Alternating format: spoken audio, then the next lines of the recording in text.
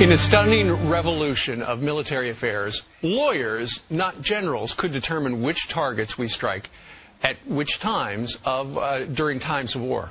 Does that quite sound right? I'm a little confused. Gabriel Schoenfeld is a senior fellow at the Hudson Institute. He joins us live. Good morning to you.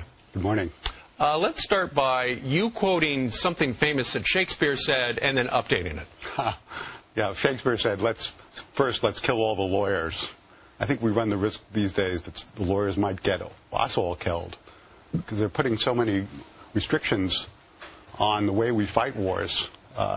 It's one thing to observe international law, but it's another thing to take it to an extreme where, as the International Red Cross would have it, we can't strike terrorists in Afghanistan with drones unless we catch the terrorist in the act of committing a terrorist act or preparing one. If the guy is at home planning the thing in his living room, we're not allowed to strike him, according to the Red Cross. According to what you write, Gabriel, the government has in its employ 10,000 attorneys now working for the military, trying to figure out what is appropriate and what is not appropriate. So if we know that guy, some guy is sitting there and he's looking with the joystick thing from the Predator drone and he sees that is definitely Osama bin Laden. Can they hit that guy?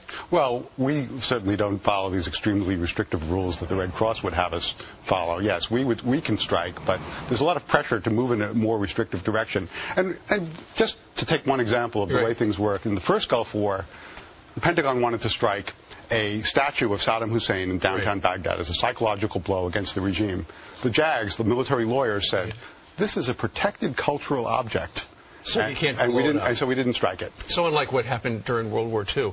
And now the ACLU's in on it, too. Yeah, now they filed a suit to try and get the administration to reveal the legal basis for the drone attacks in Pakistan and Afghanistan.